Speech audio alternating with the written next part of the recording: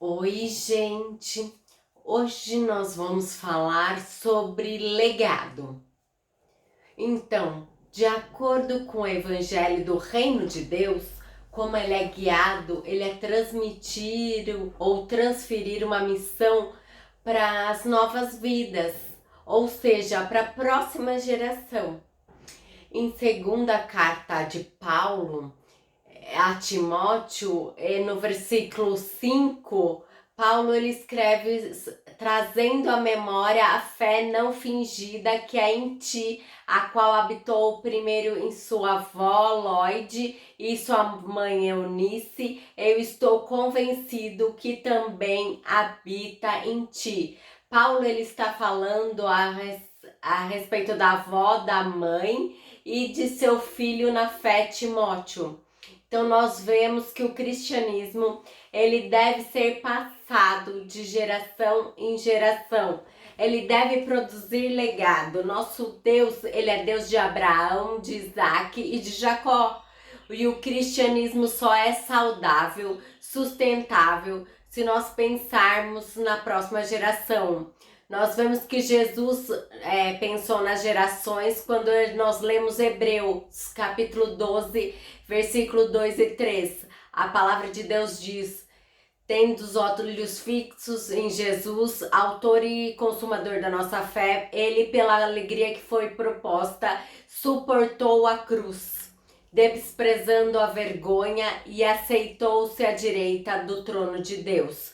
Pense bem naquele que suportou tal oposições dos pecadores contra si mesmo, para que vocês não se cansem nem se desanimem. Nós vemos que Jesus suportou a cruz pela alegria que estava proposta diante dele. A alegria é justificação da humanidade, de todos aqueles que creem.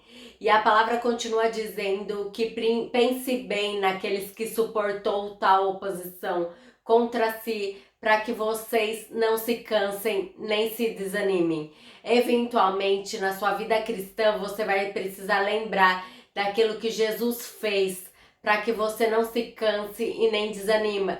Ou seja, a nossa vida aqui deve ser considerada pensando no legado de Cristo.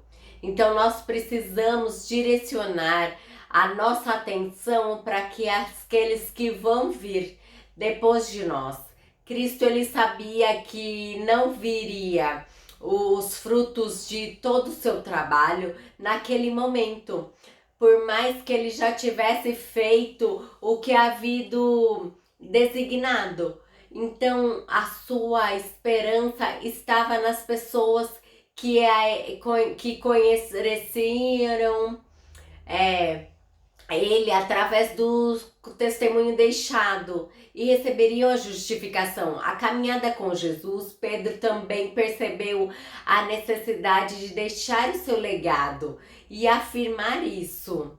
Segundo a Pedro 1, do 12 ao 15, Pedro ele deixa bem claro o compromisso que ele tinha com a próxima geração. Nós precisamos entender que aquilo que nós estamos recebendo na igreja brasileira e nas nações não é apenas para nós, é para os nossos filhos e para os filhos dos nossos filhos e assim por diante. Que o teto da nossa geração possa ser o piso da próxima geração. Então Pedro tinha um compromisso com a próxima geração. Por isso, no versículo 12, tereis o cuidado de lembrar-me essas coisas, se bem que vocês já sabem, estão solidamente firmados nas verdades que receberam. Considero importante, enquanto estiver no tabernáculo desse corpo, despertar as memórias de vocês, porque sei que em breve deixarei esse tabernáculo, como nosso Senhor Jesus Cristo já me revelou. Pedro está dizendo: enquanto eu estiver nesse corpo, enquanto eu estiver nesse tabernáculo, eu vou despertar a memória de vocês. E ele continua dizendo: eu me empenharei para que depois da minha partida, olha só como Pedro pensava em legado e na próxima geração. Eu me empenharei para que depois da minha partida vocês sejam capazes de lembrar-se dessas coisas. Pedro estava dizendo: até quando eu não estiver aqui, vocês vão se lembrar das minhas palavras. Eu estou falando, lute por algo que você não verá em sua plenitude. Que a sua visão seja tão grande que você vai precisar dos teus filhos biológicos ou espirituais e os filhos dos seus filhos para que essa visão cumpra. Deixe um legado que continuará apontando para Cristo quando você for embora. Então nós percebemos e compreendemos que a intenção de Pedro nunca foi morrer e entregar consigo o seu próprio sucesso. Pelo contrário, ele esperava que a próxima geração ela adquirisse esse chamado e fosse além do que ele foi. Suas palavras mostram que, mesmo diante da sua morte, ele continuava trabalhando para lembrar os seus filhos na fé e ensinar o que Jesus deixou. Seu plano era manter o ministério de Cristo vivo, mesmo quando ele estivesse ausente. Paulo, ele também deixou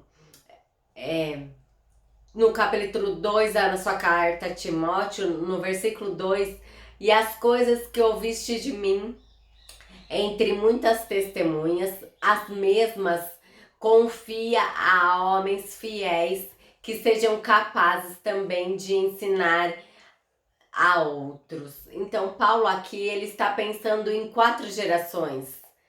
Olha como, eu ensinei a você, Timóteo. Então temos Paulo e Timóteo. Timóteo ensine a homens fiéis em uma terceira camada, para que os homens fiéis possam ensinar a outros. Paulo tinha um apreço tão grande por gerações e legado. Ele está falando: Timóteo, você precisa passar para homens fiéis capazes de ensinar outras pessoas. Um bom líder, ele sempre pensa em 2 camadas abaixo dele.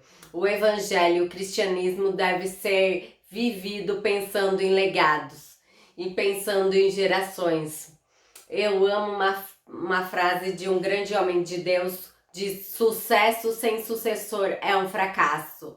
Mayo Rose falava disso.